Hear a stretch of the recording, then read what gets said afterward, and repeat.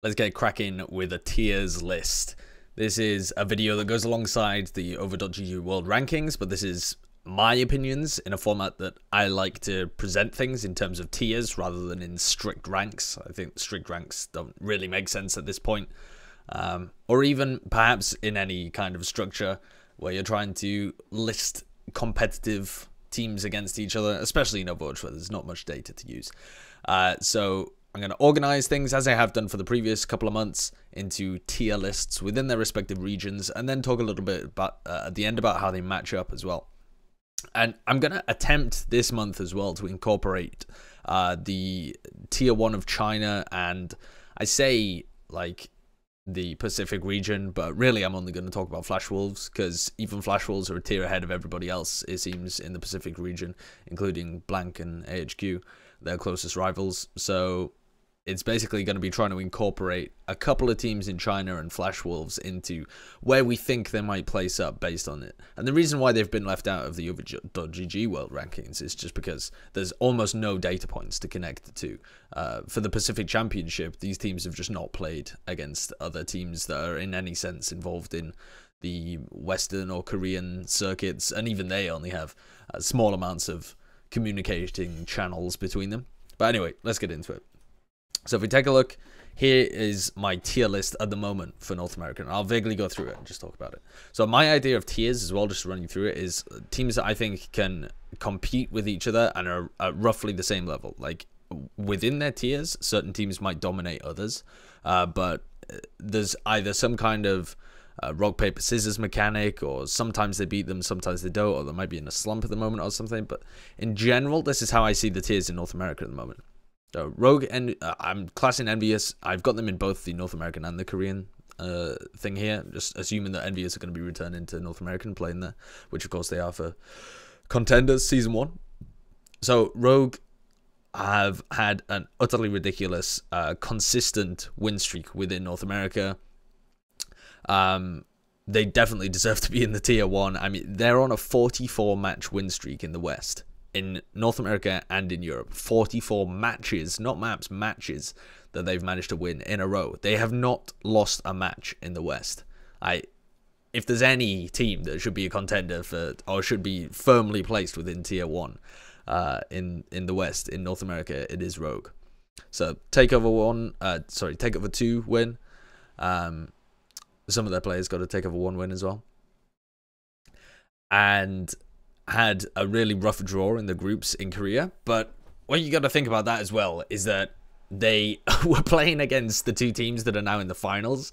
Neither team had a drop of form at the time. It's not like they were really bad in groups and worked their way up. If anything, Kongdu Panthera looked like they've slightly improved in terms of form, but both teams were unbelievable when they were back in the group stages as well. And Mighty AOD is actually a team that, had they stuck around, they would have featured in my tiers ranking here, but I've left them out because they're not really a team anymore.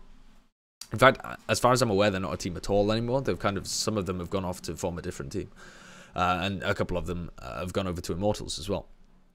So this was not a team, to be taken that lightly, and Rogue kind of dismissed them, actually, and had two pretty close games, certainly closer than most other people have given games against Kongdu Panthera and lunatic-hai, apart from themselves to each other.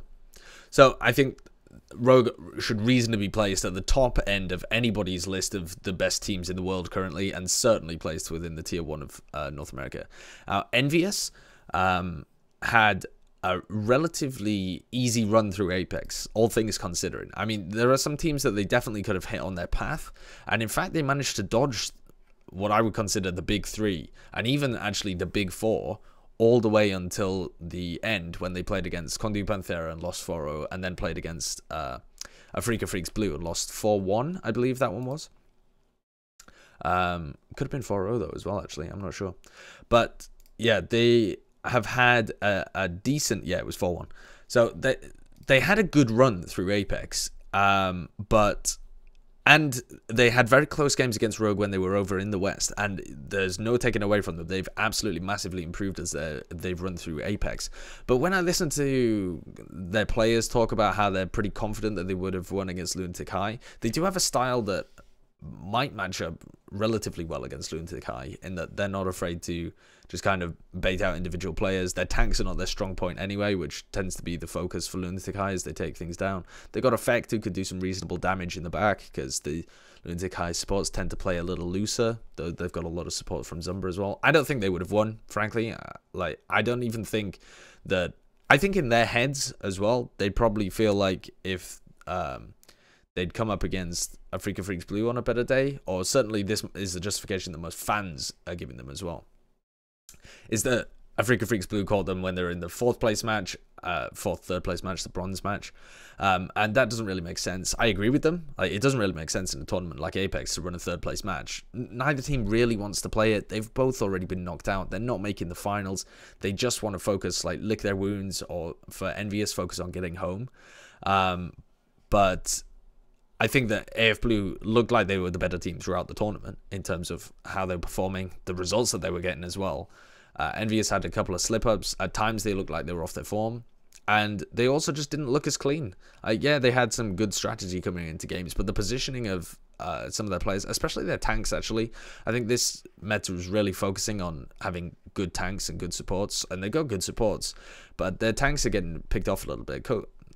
They're not getting picked off, sorry. They're getting caught out of position a lot and getting abused, or just people are just muscling in on them and they're just giving them too much space.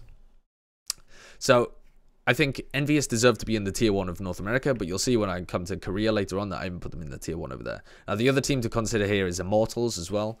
They had a fantastic run through Contenders Season 0, and they have had an amazing run through the Beat Invitational, all things considered.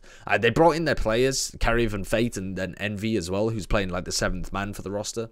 He's playing the diva for the team. And Carriv and Fate have looked fantastic since they brought them in. They've looked excellent. And these guys were some of the best on Mighty AOD when they made the reshuffle. That's the key thing as well. When you talk about Mighty AOD and how good they were, they got the results after they started shuffling the team around and putting Carriv over on the flag support. He was previously a DPS player, making some shuffles within their team. Maybe they played a bit looser because they thought there's nothing really to lose here anymore, because at that point when they were playing against Kongdu Panthera, they were already out of the playoff spot anyway after they'd lost the first map.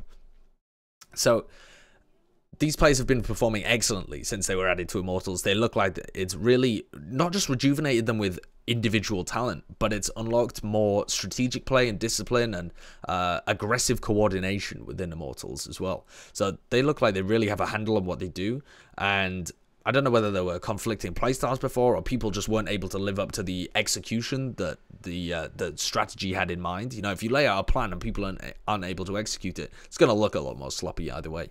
So they've definitely come on a long way, and Immortals taking Rogue to such an insane game in the finals of the Beat Invitational, but also taking them to a really close game in the upper bracket final, and then basically just wiping the floor with almost everybody else proves how good they are, and I think proves that they deserve to be considered a tier 1 team at the moment within North America.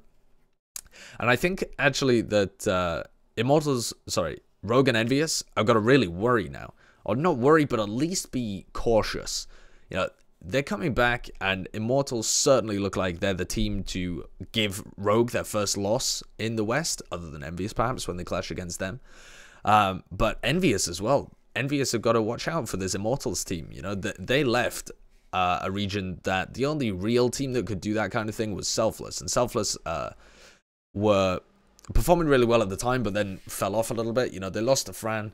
They had a couple of issues with their tank. The more Reinhardt-centric star went out of fashion. They really dropped off a cliff. Immortals, I feel, are now at the level the Selfless were at, and potentially even better. They've got like more growth as well.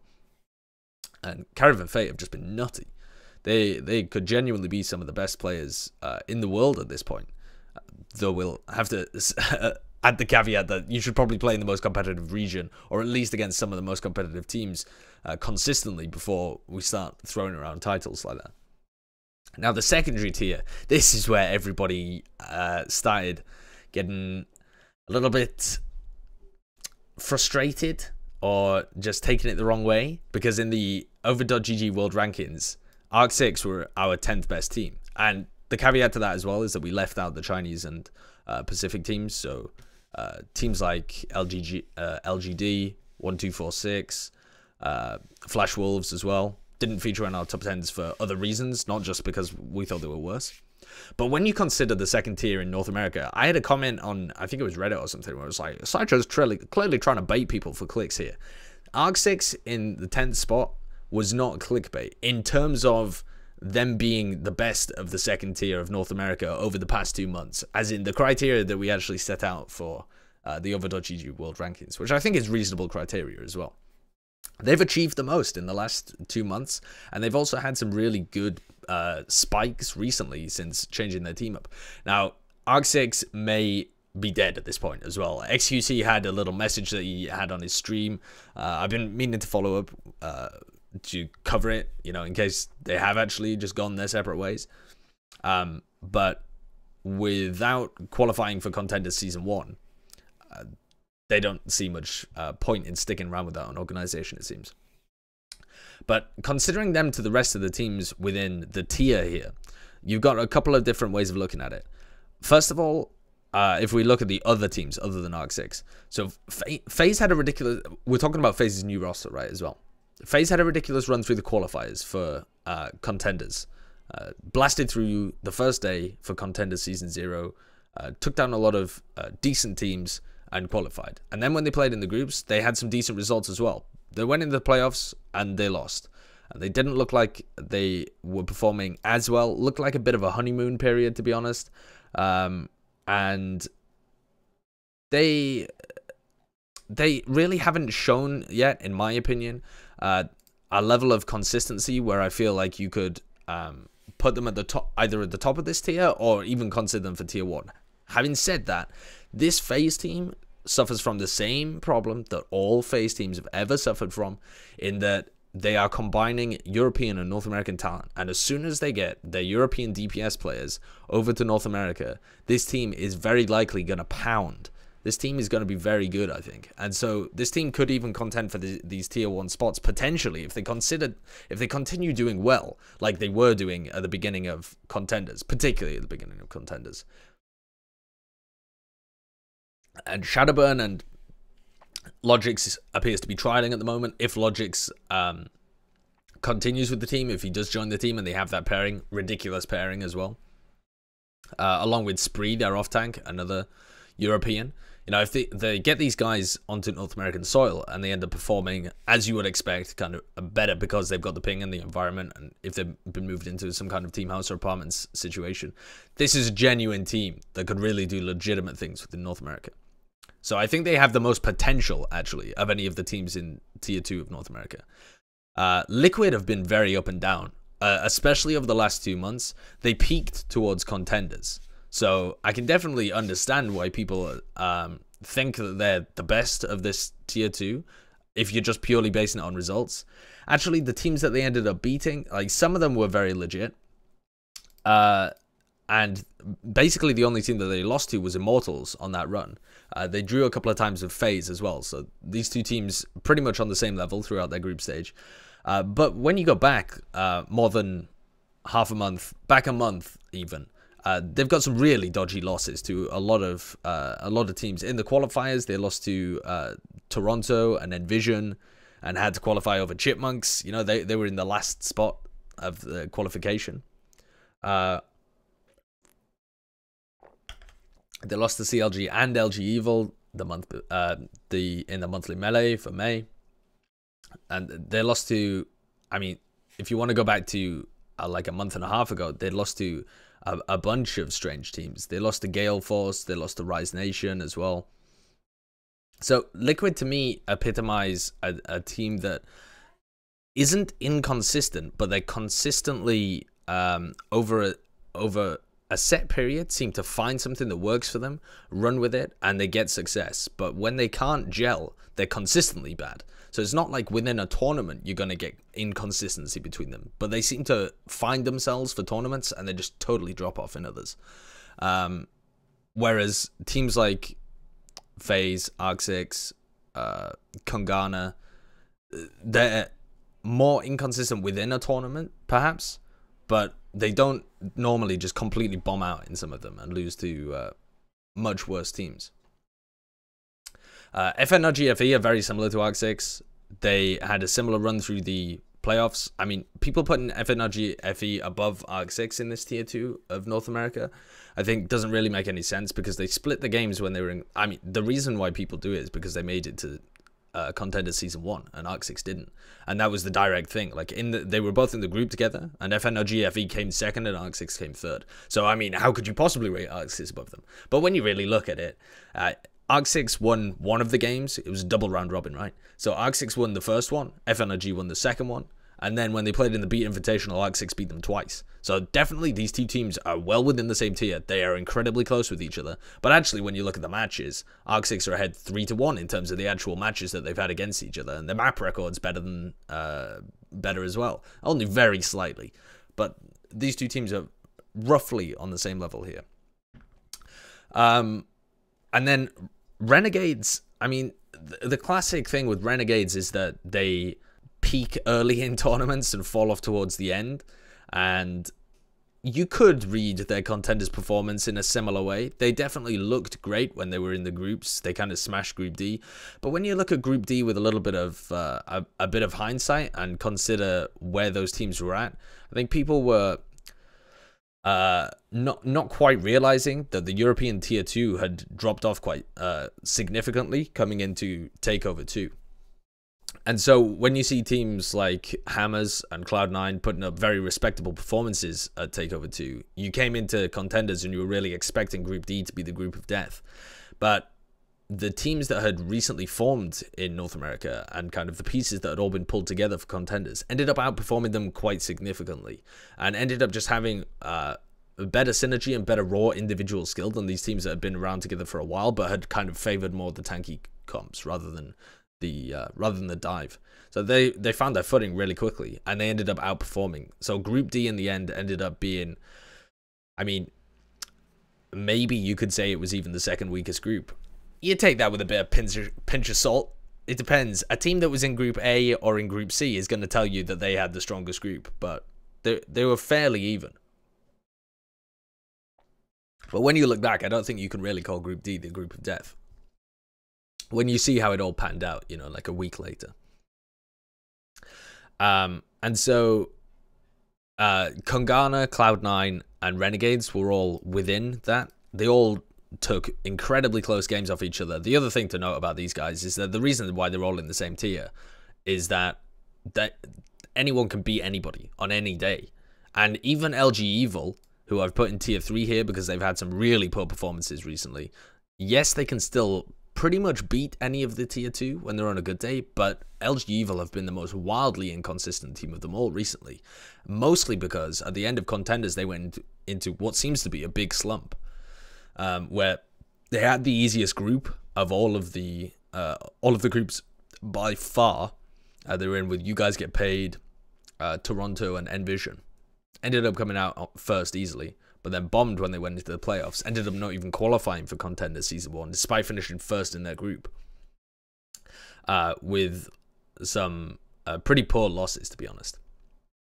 It seems like either a combination of the pressure hit them, or they weren't able to perform when it got into groups, when it got into playoffs, because they were just sitting on the laurels from the group stage performance, or they hadn't quite kept up with the adaptations that other teams had because of the lack of competition. Whatever it was, they had a big slump, and at the moment, it's a tough position for LG Evil to be in, because they got a big org behind them as well, remember? I mean, these teams that are in Tier 2, Arc 6, FNRG FE, Kungana, these are all unsigned teams. And they're all outperforming LG Evil at the moment, who've got Luminosity behind them. A big organization. The other teams in the tier 3 around there as well are teams that, you know, they can contend. Most of the time they're going to lose to the tier 2 though. And CLG, one of the teams that looked like they were going to be really promising a while back, and really haven't converted that into consistently good performances. They still have upset potential for sure. So the Tempo Storm, actually, of these. LG Evil have massive upset potential, but could also bomb out to pretty much anybody if we look at their recent results. CLG have upset potential for sure, but in general are going to be outplayed by a better team. And Tempo Storm have rare upset potential. You know, sometimes it just feels like Tempo Storm are on fire, and they'll look like they're having fantastic performances. But the key for Tempo Storm, I think, is that they're really actually able to convert it over the course of even a match, even like a best of 3 or a best of 5. Never mind a whole tournament, to the point where they can really get into a good position. So it's about nailing consistency down on that roster for sure. And Hammers, I think they were having some troubles like settling down in North America, moving into their new place and stuff. So maybe we'll see them exceed expectations. But they kind of got bopped in their group. And they have a start that's not great for this meta, to be honest. And Envision as well have upset potential. But that's how I see the tiers in North America at the moment. There's really, in my opinion, no way to boil down these groups and try and this tier in the middle and try and separate them. I know that people like to latch on to either the big names or the people that performed well in individual tournaments. People like Liquid, people think about FaZe, people who got to the top of their groups in contenders and like really rate these big performances. But actually, when you look at the level of it, it's more so that they were separated and the people that they hit on the playoff paths, and you have to look at the names of the scalps that they took. And pretty much a lot of them are on the same level. Now, for Arc6 as well, you got to say that they had an unbelievable performance in the Beat Invitational. After swapping their roster around, it looks really good. If they were to continue with that roster, that is. Custer and Gingerpop, really great support duo, actually. Gingerpop going over to Lucio was going ham. And really complemented Custer's style well. And it just looked like they had a really good style for their team. If we go down to Europe, Europe is much... Actually, I said this in the over.gg World Rankings, and I believe currently that this is one of the first times in Overwatch's history so far where the talent within Europe is considerably weaker and has less potential than the talent in North America. This tier 2 talent in North America here is legit. These guys can give upsets to some strong teams. They can all take games off each other. Especially the left-hand half of the pool, probably that way from FNRG backwards, could definitely contest some of the tier 1 teams as well. I think Envious shouldn't sleep on these guys when they come back. And if we were to have some kind of like Gamescom competition at the moment, where it pits North America against Europe and maybe even adds in some like tier 3, 4 Korean teams, I think you'd see these guys do pretty well. Over in Europe, I mean, it's a combination of not having as many tournaments, I think, having a lot of teams move over to North America, and the North American scrim situation actually be much better over there. There's a lot of good competition over in North America at the moment. And Europe's just lacking real breakout good teams. One of them's 1-2-3, and they definitely look like a breakout good team. But they've only had one tournament so far that they actually performed in. And it was a slow burner for them. The qualifier saw them lose to Movistar Riders after upsetting NIP. But NIP weren't looking that good at that point in time. And then they went into the groups. They had some draws, some really good draws from what you thought about it. Like, they were playing well against Movistar Riders. Movistar Riders as well started trailing off towards the end of contenders. Maybe they saw the writing on the wall. But 1-2-3 definitely peaked as the tournament went on. The question for them is, can they carry that on? Because if they can, then they're definitely a team that you could see really start breaking into the upper echelons. But at the moment, it's E-United head and shoulders above the competition.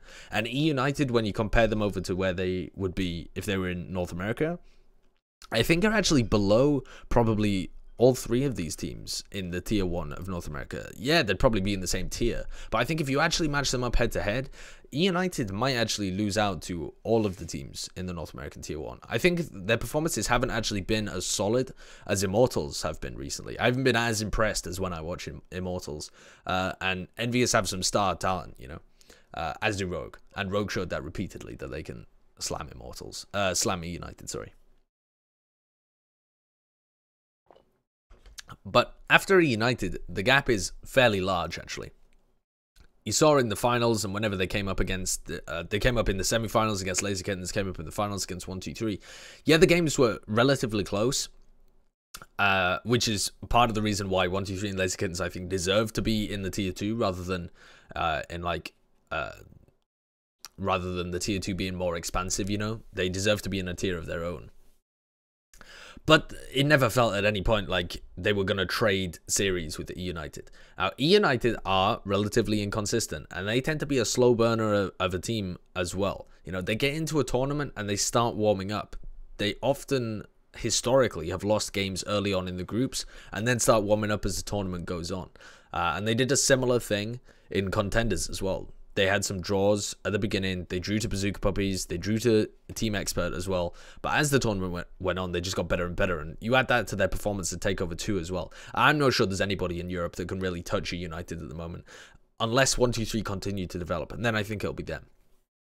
So in your tier 2 for Europe, 1-2-3 and Laser Kittens, I think, are the teams that the stand out next here. Bazooka Puppies are definitely somebody who could start reaching into, or perhaps already have started reaching into that. And I think Rest in Pajamas as well. I really like the new look of them, but they haven't played that many games. Difficult to really get a good feel for them, and some of those games weren't on stream either. But definitely having added Davin particularly to the mix and swapped Zappis over, because Zappis was always an excellent flex player and like a flex DPS player, could play a huge amount of things and could play them all at a really solid level. But Davin's nutty. Like, Davin's really good at Tracer and hit scan heroes in general, I believe. Though it's Tracer you see all the time. And then Linkser adds a lot of decent firepower to the team on Genji as well. And they just look like they have a nice system that they'll start growing into. So I think Bazooka Puppies and Rest in Pajamas are definitely two teams that are reaching up into that second tier. And the divide between them and 1-2-3 and Laser Kittens is really not as clear-cut as I've made it seem here. Between them, I think there is a little bit of a drop down to Singularity Misfits, who I see as the next couple of teams within this tier 3. And it's definitely... the talent within the Danish scene is undeniable. They've got some really good players, especially when you consider people that aren't in Singularity, like Defran and Fisher as well. And the Singularity guys had a very even group with both Rest in Pajamas and Vivi's Adventure at the end of it. They ended up coming up on top, but that was mostly because they were the only team that remained fairly consistent throughout the tournament. Vivi's Adventure started well, but then tailed off. You know, it seemed like they had this big spurt of excitement, and then they just couldn't quite keep pace with everybody else and ended up dropping off. Didn't have the stamina throughout the tournament. Rest in Pajamas, I mean, they started as Ninjas in Pajamas. They had a worse roster. They were trialing Linkser, but with Himsy and Mafu. It wasn't quite working for them. They threw themselves headlong into Dive and weren't quite seeing the results early on, and then developed when it got to the second portion of the round robin and ended up doing really well. And I think their form at the moment looks good. I expect them to continue to improve. And Misfits as well had some reasonably good performances. Yeah, it's weird, right? But I do think that Misfits have a bit of a choking problem at the moment. I think they get into their own heads.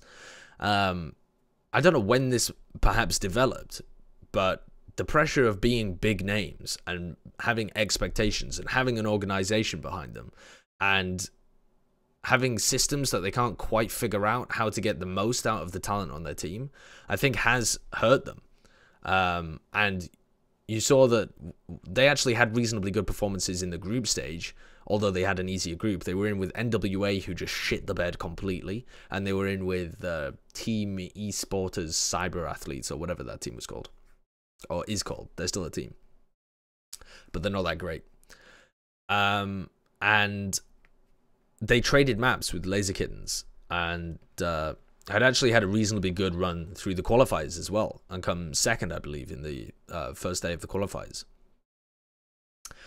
But then going into the playoffs, they had some really poor performances. They really did shit the bed again, as I was saying with NWA. They came into the playoffs, and it was like their time to really prove themselves, because they had like a slightly easier group. They hadn't quite been tested. They'd just gone fairly even with Laser Kittens, and this was their time to show that they could actually take it against other teams that were around the same tier as them, and they lost, and they lost quite significantly as well. So when you look at the way that they ended up playing against each other, I'm just going to check which teams they played against, because I know that they got placed in a bad result in the end because they lost to Rest in Pajamas. It was Bazooka Puppies that they lost to as well, yeah. So they came into the first round and lost 3-0 to Bazooka Puppies, which was an off-stream game. So we didn't get to see how close that was. But from what I gather, I don't think it was that close. It wasn't like a nail-biter of a 3-0, though those can exist. And then they lost 3-1 to Rest in Pajamas as well, which, again, I expect decent things from. But when you look at Misfits, they really should be performing better than that. And so Misfits, I think, if they manage to get their shit together, can definitely be a top team. And I think they'll potentially go through some roster shuffles. I mean, I haven't heard anything officially from the team or anything, but with Swoosh now being a free agent and the fact that he's playing on the Team Sweden, it seems likely that they would at the very least trial him for the position, especially since the team now has a slot. Presumably, they're going to use at least some basis, some core of the team for their slot in Miami Orlando Misfits in the Overwatch League. So there's now a lot more pressure on them, and they have to perform. This isn't a situation where they can just roll up and, oh, but we're legends. We probably should be able to do it, right? If we just wait for the next meta or something. No, you guys have to perform now. And whatever isn't working for you, you need to fix it. And you tried out this roster for long enough and made minor adjustments to the point where it seems like improved team chemistry is not going to help. So I would expect changes to be coming relatively soon to Misfits without any knowledge myself, just pure speculation. And then the other team there is Team Expert, who started off well. It was a little bit of a similar situation to Vivi's Adventure, but at a slightly higher level, where they really looked great coming into it with Veinless added to the team. Looked like they had good strategy, good coordination, playing the dive very well. You know, a few minor things here and there that managed to get them some map wins. Really looked like they were clutching it in the moments. Ended up drawing with E United and then taking a win over Bazooka Puppies. That's fantastic performance. They should have locked in that second place spot at the very least, even if E United came back strong, which they did. But they couldn't hold on to it. They lost to E United. They lost to Bazooka Puppies. They ended up placing third. And so, again, they started out strong. You know, they had a lot of excitement. They wanted to prove things, but they just couldn't last throughout the whole of the double round robin.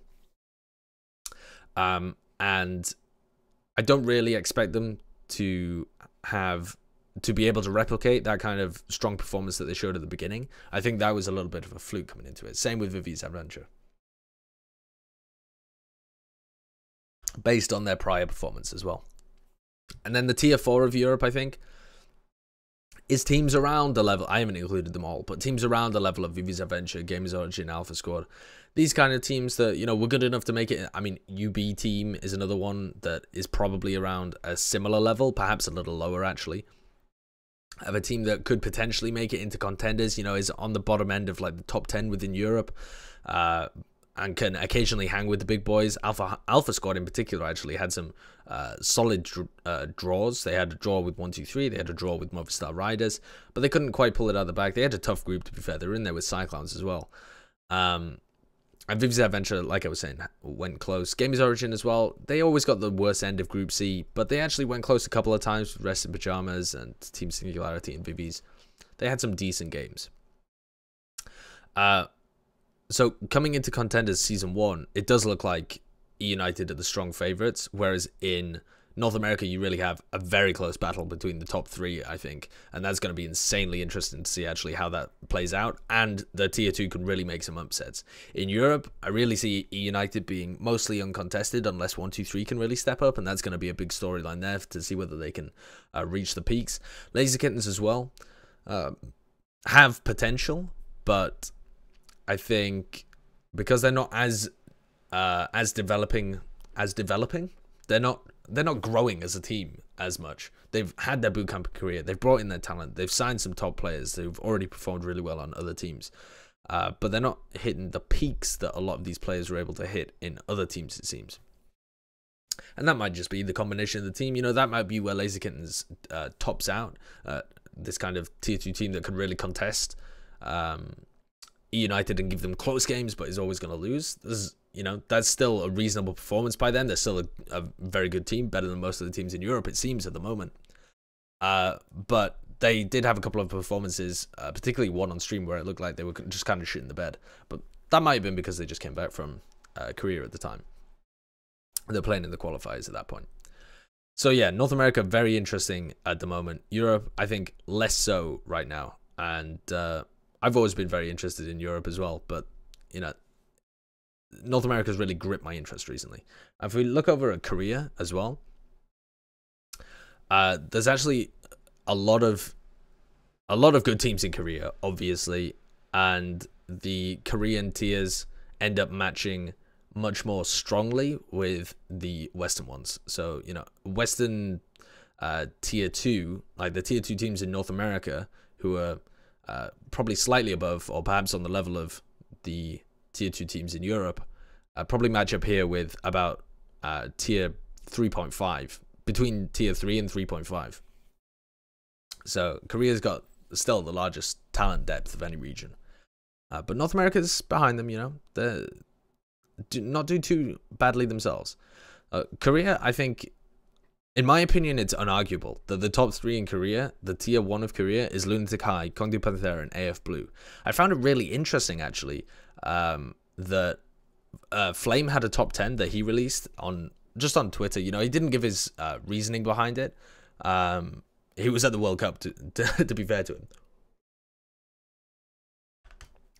And kudos for being brave enough to release a top 10 as well, where most people don't dare. But he had af.blue ranked at 8th, and I'm not really sure what his reasoning is, again, because he didn't post any. It was just a tweet, you know, you're limited to 140 characters. But I get the feeling that a lot of people are actually underrating af.blue as well, despite the fact that they just walloped their group, only lost 0-4 to lunatic-hai in actually quite a close game where they just got completely counter-stratted. And then walloped Envious as well, where there was really only one close map in that. No, sorry, 2 close maps. One that Envious won and one that af.blue won. And so I don't understand quite how you can put af.blue at 8th in the world and Envious at 4th, given that.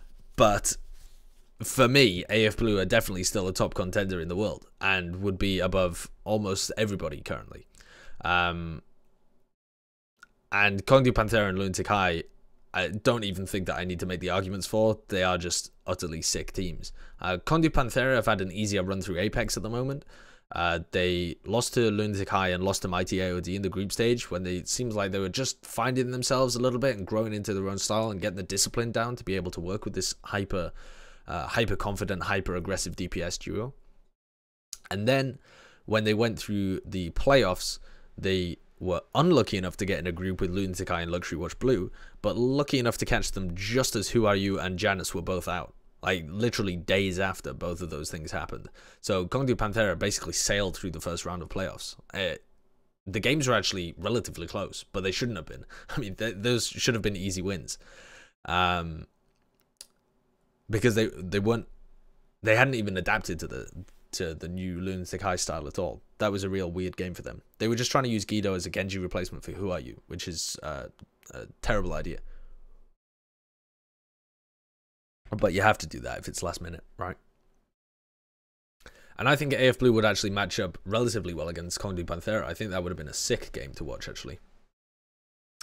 But then the tier 2 below that, I think, is Envious and Luxury Watch Blue. I've left Rogue out of this because it's been a long time since they actually competed in Korea. But they would be in that tier as well, I think. I don't think you can quite say that Rogue would have been in tier 1. So I'm subdividing them a little bit more. For Luxury Watch Blue, it's been a very weird season, actually, to get a good read on where they're at. When you look at their run, they were really just crippled by, first of all, not having good enough teams to really be able to see where they're at. They had a very easy group. They were playing against, from memory, Conbox, MVP Space, and Flash Lux, I believe. That was their group. Could be wrong. Let me just double check that. Don't want to be wrong. It so rarely happens. Yes, that was right. And then they played against Conbox again, so they didn't even, like, roll the dice and be able to find them. As a side note, this is something that's terrible about the Apex seeding, right? The fact that the competitors can choose their opponents in the first round of the playoffs sounds amazing, and it does add drama, it does add hype. It adds a bit of, like, just human drama, the theater of the moment when people are picking out and choosing who they want to go against. But what it has inevitably led to, this season at the very least, is teams picking just the second place team from their group because they beat them. So, who got the first pick? Was it Envious that got the first pick and just picked? No, it must have been af.blue got the first pick and just picked X6 because they beat them, and then Envious ended up being with Meta Athena. lunatic-hai ended up being with Conti Panthera. Luxury Watch Blue ended up being with Conbox.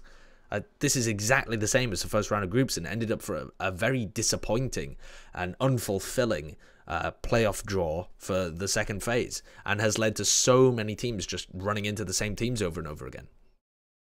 So very unfortunate, especially for Luxury Watch Blue, who got placed in a very difficult group with Conbox, who they knew they could win and had beaten before, knew they could beat and had beaten before. But then got also placed in with lunatic-hai and Conti Panthera, who, as we know, two top teams. And they didn't even face lunatic-hai because they were playing against Conbots. They didn't face lunatic-hai after they lost Guido. So after they'd lost Who Are You. So they didn't even get that matchup to see whether Luxury Watch Blue could have beaten lunatic-hai without Who Are You. You know, that was Conti Panthera that took that. So it's been a pretty disappointing season, actually, in terms of the unique matchups. Unlike Apex Season 2, which was incredible for that, but used the same seeding, so perhaps not all the seeding. Where was I? Luxury Watch Blue. So they essentially have 2 wins of Combat Spirit, who, in my money, are actually one of the better teams that are in the tier 3 of Korea at the moment. I think Architect and the way that they were playing around Twilight Sombra has actually been really good. And then and then they went up against Conti Panthera, and then up against Luxury Watch, and then up against lunatic-hai after they'd really found their form. So they didn't go up against the nerfed version of lunatic-hai. They went up against the new, proper, true blue version of lunatic-hai, where they'd really integrated the Sombra into their play. They already played against Conbox and matched them man for man with the Sombra. They knew what they were doing with it. They'd formed their own style. They knew that it would counter-strat Luxury Watch Blue. So it was a weird situation for them, especially when you consider that Janus wasn't there for the match against Conti Panthera, even though they made it relatively close. And then they had subbed Pine in on Anna for the game against lunatic-hai. Now, the kicker for me, and the reason why I've placed them in tier 2 rather than giving them a pass, you know, giving them the excuse of, okay, well, you didn't have Janus and you actually made the games relatively close, you know, you played Conti Panthera and lunatic-hai almost as close as Rogue did in a lot of these situations. But the reason why I think it's unreasonable to give them a pass in any of these situations is that their form actually, even when they played with their full roster against lunatic-hai, even when they weren't getting counter-stratted, even when they had fair fights to take, their form was sloppy. They looked like they were playing relatively poorly in terms of stringing fights together and being on the same page and positioning and use of ultimates. There were a lot of situations that they just kind of threw away for themselves. And it wasn't the kind of crisp coordination I expected from Luxury Watch Blue. And they didn't have powerhouse performances from their DPS players either, which is something that you have to expect from Luxury Watch Blue. Sabiol dropped off towards the end. Flower has basically been having the most overrated run throughout Apex Season 2 and 3 of any player. He really hasn't performed up to where his potential is. Possibly due to this finger injury that he has. But it might also be that he has like nerve issues or can't perform on stage or something like this, because he's just not reaching that level that we expected from him. Conbox played well, I think. Lost against Luxury Watch Blue twice. Lost against lunatic-hai. They played reasonably well. They had close games. They took them out from lunatic-hai. They had a Sombra style that I think would upset a lot of teams. Architect as well, played really well. Very good for anybody potentially thinking of picking up a projectile DPS free agent as well. Not free agent, poaching him rather.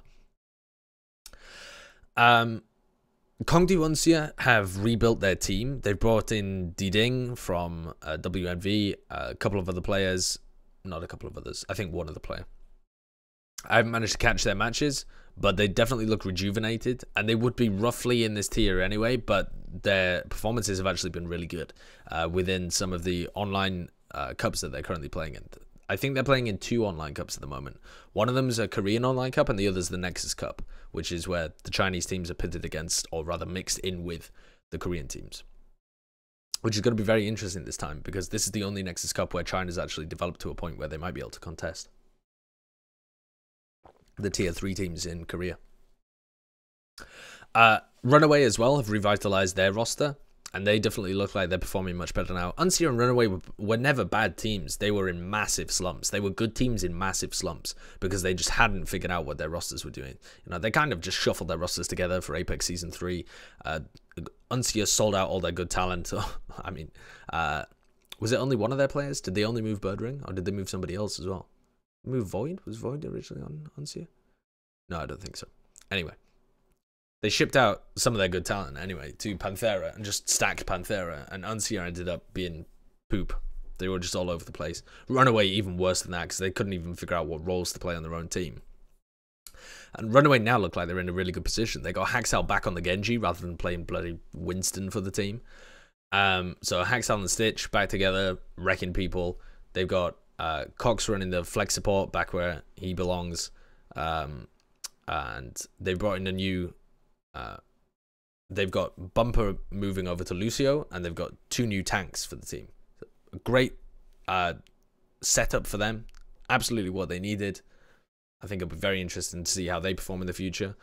They could look like a really good team again, but we'll see. You know, coming into Apex Season 4, I don't want to put too much hype on them. I doubt that they'll be back to a finals performance, but they could be contesting Tier 2, you know, or one of the better teams in Tier 3.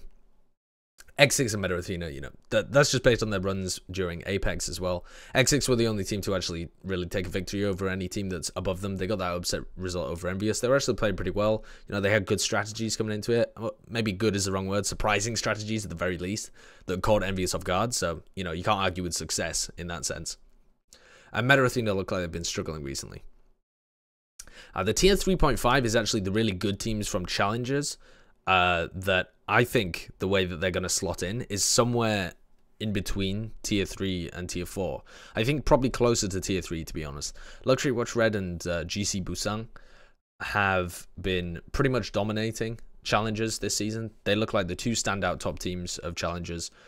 In similar ways to, for example, X6 came up last season, Meta Athena came up the season before. Both of them had reasonable results as soon as they came into Apex. So you can see that the overlap here between Challengers and Apex is roughly somewhere around, you know, the top end of Challengers actually ends up sitting somewhere into the middle of Apex, I think. And just based on the form of these teams, having watched a couple of the games, haven't been studying them by any means, but caught a couple of their games, they look like they're reasonable contenders. And I think that they'll both probably end up slotting into this tier 3, but they may end up dropping off into the tier 4 because some of these teams have actually improved a little bit as well. NC Foxes I expected more from, and they really haven't performed that well. Flash Lux I'm not expecting anything from, but they actually might surprise me. You know, I'm not expecting anything from them, but I have a little glimmer of hope in my heart that Flash Lux actually might be better this season. And MVP Space are pretty much on the same level as all of them, you know, fairly mediocre team, fairly consistent. These are the other teams being moved up from Challenger, Rox Orcas and Metabellum. They are not on the level of LW Red and GC Busan. They are much more likely to drop games to lower teams. They very rarely, in fact, I'm not even sure whether either of them took games off LW Red and GC Busan, or even NC Foxes. NC Foxes are another team as well, moving up from Challenger. So I'm pretty sure that they're actually going to slot in underneath what we would consider the current tier 4 of MVP Space and Flash Lux. I think these are going to be the bottom 2 teams in Apex next season. Though, you never know, Flash Lux always have the ability to surprise.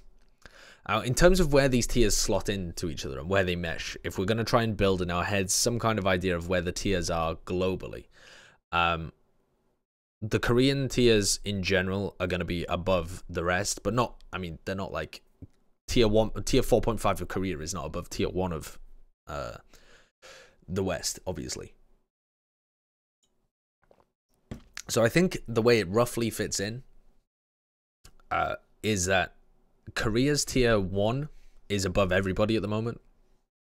Korea's tier 2 is about level with the tier 1 of both Europe and North America. So I think they're about level with Rogue, Immortals, and E-United. I think are pretty much on the level of Envious and Luxury Watch Blue. Then, if we use Korea as our basis, the tier 3 of Korea, I think, are probably slightly above. So the gap between tier 2 and tier 3, I think, is slightly smaller than the gap in Europe, at least. So I think the tier 3 teams in Korea are probably above your 1-2-3s, your Laser Kittens. And I think that they could potentially contest some of the teams like... well, certainly we've seen that X6 have been able to take games off Envious. I think, actually, that Combox, Kongdu, and Sia Runaway, at least the latter two's new rosters, would be able to contest Envious as well. And that applies to Immortals and also United. So I think they're kind of mixed in a little bit, and we wouldn't really be able to tell where they sift out. Now, to add in, I think that level of team is also probably... just above where both Flash Wolves and LGD LGD's the top Chinese team at the moment, but they're not dominant in the same way that Flash Wolves are. And there are a number of other Chinese teams that are good, and even one that has recently beaten LGD in a finals, but do not have the consistency in any sense. The team that beat LGD in the finals is called 1246, and I believe they finished somewhere around 7th in the regular season, and then just went on a tear through playoffs, beat the number 3 team, beat the number 2 team, and then ended up beating the number 1 team in the final.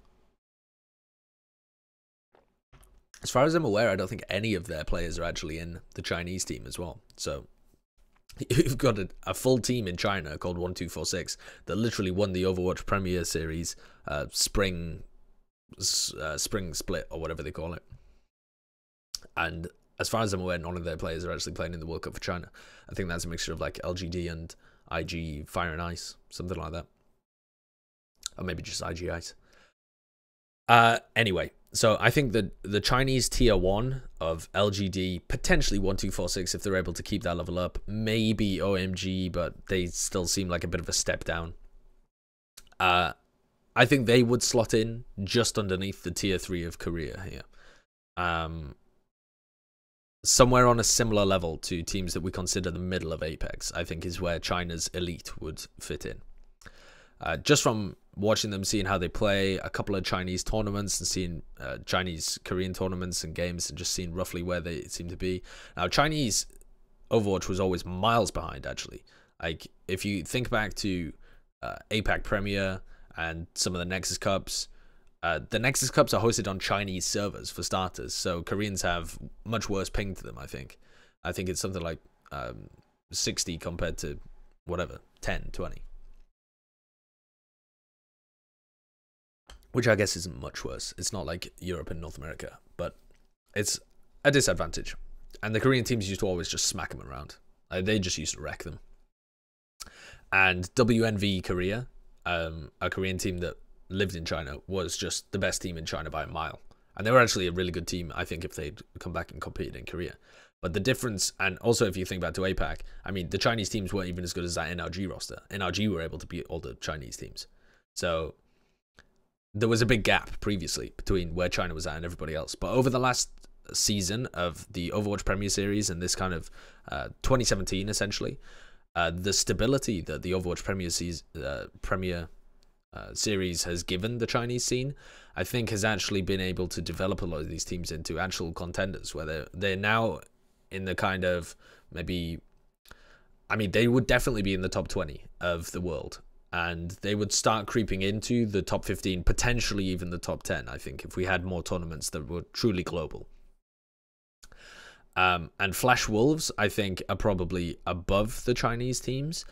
And the reason I say that is just purely based on their form in the Overwatch Pacific Championship, because they really just haven't even been contested in the Pacific Championship. I can't even remember what win streak they're on, actually. I'll have to go and look that up. But they are on some kind of nutty win streak within the most competitive tournament in their region, the Overwatch Premier Series. And so they are on a 21 match win streak. Or is that a 21 map win streak? No, that's a 21 match win streak. The last time they lost was April the 28th. And they play, what is this, twice a week or something? Maybe even more. It's incredibly intense, the Pacific Championship. So a very consistent team. Very good in this current dive meta. They have 2 good DPS players. Their Tracer, Bacon Jack, is really good, I think. And they also have good synergy within their own team. You know, they don't get caught out often. They don't make many mistakes. I think looking at their form, that they're probably ahead of the Chinese teams, and would slot somewhere into the tier 3 of Korea, and potentially even be one of the better teams in tier 3 of Korea. And the other teams that are over in the Pacific region, it's very difficult to say, because I think that Blank are actually the second best team in that region, coming from Australia. I think, from what I hear, they're better than all of the Australian teams that are playing over there. They're better than all the rest of the Taiwanese teams and the teams around that Pacific region. But they're still not. They still don't appear to be on the level of Flash Wolves in almost every encounter they've had with them, and especially when you were watching the finals, it really just didn't feel like they had any chance in the final. Yes, they were able to take maps, but it was what, like a triple best of 7 or something. It seemed right from the outset like they didn't really have that much chance of being able to take the final against Flash Wolves. So I think Flash Wolves are a genuinely good team, and I'm excited to see if we get any kind of tournament where they're invited. So if they're invited, for example, to APAC Premier 2017, I think that would be amazing to see how the top Korean, potentially Western, Pacific, and Chinese teams match up. That would be an amazing tournament. But we'd have to wait a while for that one. So currently, I think that's where they slot into things. And then the North American Tier 2, as I said, somewhere around 3.5, just underneath the 3, I think. Able to contest with the lower end of the 3. But probably underneath it for the most part. And then the European Tier 3 below that. Maybe even on the level of Tier 4 here. These kind of teams. I'm not quite sure. It gets very murky down there. But Korea, again, ahead. North America creeping ahead of Europe, in my opinion. And I think Flash Wolves are a genuine team that if we had included them in our top 10, if we had data points to include them, I would be willing to bet that they would make the top 10 in the world currently. I think the Chinese teams are slightly below that, but I think they would make the top 15 as well. I think Overwatch is in a pretty decent place, actually, where the Koreans aren't just kind of blasting ahead with everybody, but they still definitely do have a set number of teams that are above everybody at the moment. So, interesting. Keep track. And keep crying. Fucking Arc 6 in your top 10. Fucking what is he thinking?